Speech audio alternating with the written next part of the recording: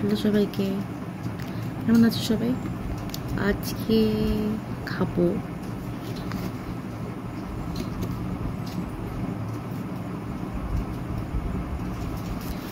এটা, চলো বানানো যাক আর খেয়ে বলি যে কেমন লাগছে। চলো এটাকে রেসিপিটা শুরু করা যাক, আর কেমন জিনিসটা কিভাবে বানায় সেটাও আমিও শিখি, তোমাদেরও শেখাই। চলো তাহলে শুরু করা যাক।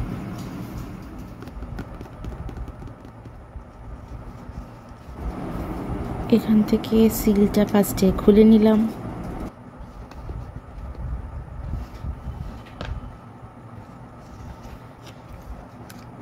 ঢাকনা খোলার পর প্রথমে বেরোলো একটা চামচে, তারপরে দুটো প্যাকেট। তার প্রথমটায় বেরোলো ভুজিয়া, মানে যেটাকে আমরা বলি ঝুরি ভাজা আর কি।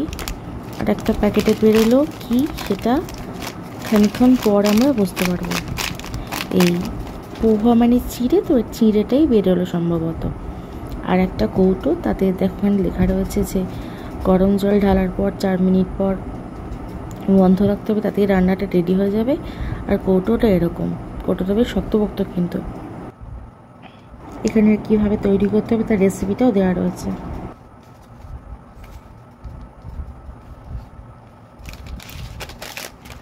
আর ভেতরে যে একটা চামচে ইনক্লুড আছে সেটার ছবি এখানে দেওয়া রয়েছে। চলো এবার চিঁড়েটা ঢেলে ফেলি, দেখি কীরকম জিনিসটা।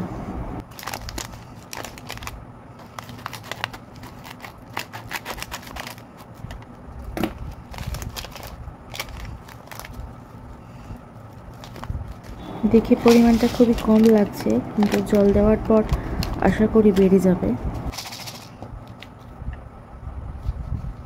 এখানে দেখো একটা লাইন রয়েছে, আগে খেয়াল করিনি। এখানে বলছে যে জলটা যেন এই লাইন পর্যন্তই দেওয়া হয়, এর বেশি না হয়।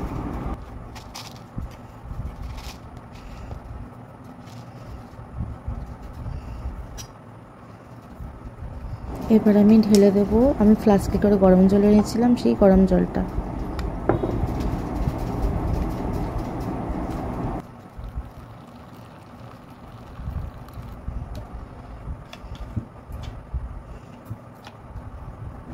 এবার চামচে করে গুলিয়ে দিলাম।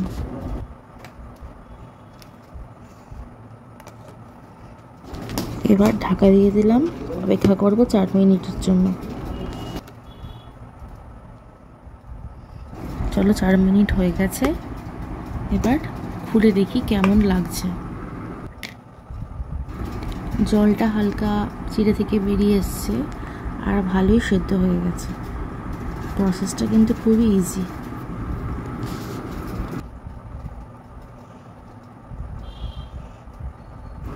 বাদাম আছে আর কি কি আছে সেটা খাওয়ার সময় বোঝা যাবে।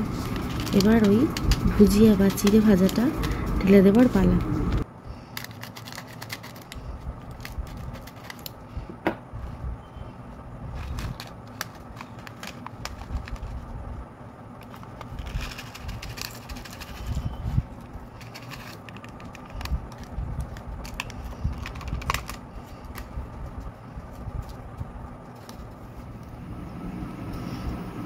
চলো খেয়ে দেখা যাক এটা কেমন খেতে।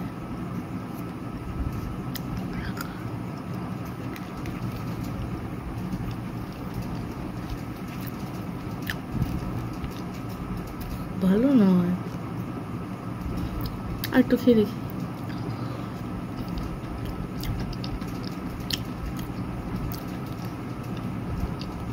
পেঁয়াজ আছে, বাদাম তো আছে, দেখতেই পাচ্ছ।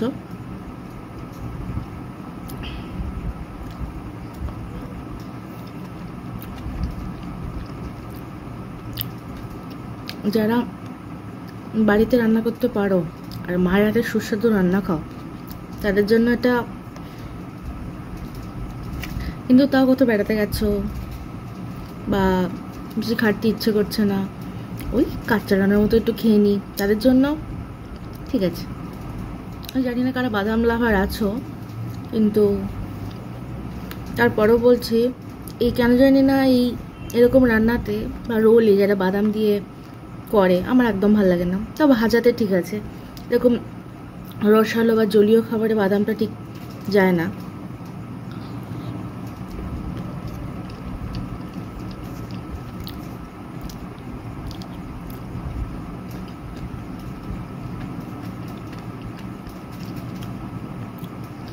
হ্যাঁ, এই ঝুরি ভাজাটা ওপরে দিলাম, এই প্যাকেটে ছিল, যা প্যাকেটটা পড়ে গেল। এই যেটা দেখতে পাচ্ছ, এটার জন্য টেস্টটা কিন্তু বেড়েছে। যদি এটা না দিতে বা দিতাম তাহলে কিন্তু টেস্টটা সত্যিই থাকতো না, মানে কিরকম একটা ফ্যাসফ্যাসে টাইপের খেতে লাগতো।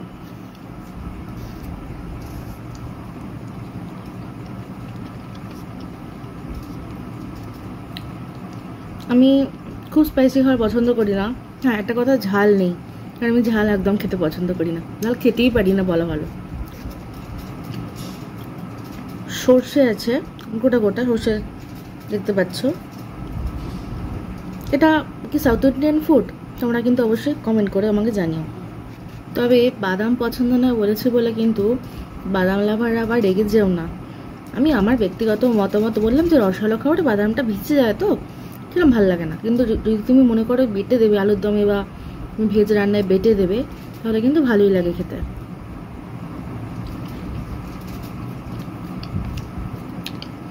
টেস্টটা মোটামুটি, তোমরা খেয়ে আমাকে জানিয়ে অবশ্যই যে খেয়ে কেমন লাগলো।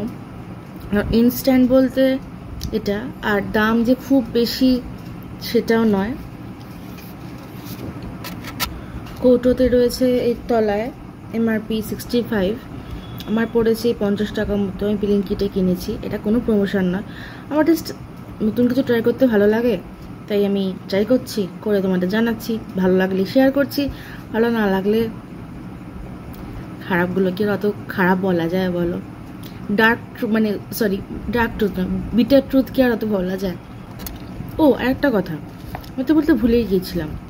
এই মানে আমি জানতাম না অ্যাকচুয়ালি, আমি খাবারকে ভালো করে গুলিয়ে নিয়েছিলাম, কিন্তু মশলাটা মানে এর মধ্যে যে মশলা দেওয়া রয়েছে সেটা খুবই হালকা মশলা দেওয়া রয়েছে।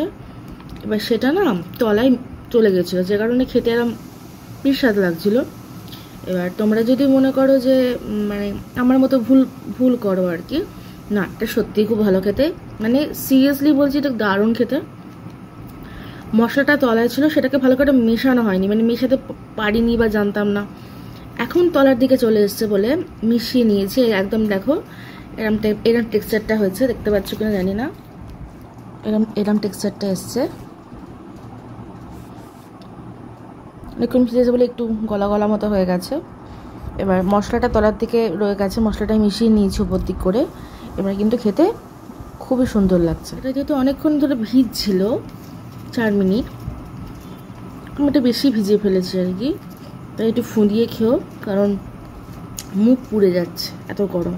আর এরকম কৌটোর মধ্যে রয়েছে বলে অনেকক্ষণ গরম থাকে। এটা আইডিয়াল কিন্তু শীতকালের জন্য, কারণ শীতকালে আমরা সবাই, এখনকার জেনারেশনে সবাই করে, শীতকালে আমরা আরও করে হয়ে যাই, যেটাকে এখন বর্তমানে আমাদের জেনজিরা বলছে ল্যাথখোর আর কি। এবার ওই সময় মনে হয় আবার রান্না করব, তো আমি ভেবেছিলাম যে এইটুকুনি প্যাকেট, মানে এই যে এইটুকুনি প্যাকেট, ভেবেছিলাম যে পেট ভরবে না, কিন্তু সিরিয়াসলি বলছি জল দেওয়ার পর যে বেড়েছে পরিমাণটা, এটা কিন্তু সত্যি একটা মানুষের বিকেলের স্ন্যাক্স তো ভালোই, মানে পেট কিন্তু ভরেই যাবে। এটা প্রায় শেষের দিকে খেয়ে ফেলেছি, প্রায় শেষের দিকে অল্প অল্প টক লাগছে, ঠিক আছে, ভালো যাবে। চলো এটা শেষ করে ফেলি, করে আমি আসছি। কৌটো খালি। আজকের মতো টাটা, আসবো পরে একটা অন্য কিছু নিয়ে। ততক্ষণ সবাই ভালো থেকো অ্যান্ড টেক কেয়ার। ভিডিওটা ভালো লাগলে লাইক শেয়ার কমেন্ট করে দিও, আর ভালো লাগলে অবশ্যই সাবস্ক্রাইব করে দিও। টাটা।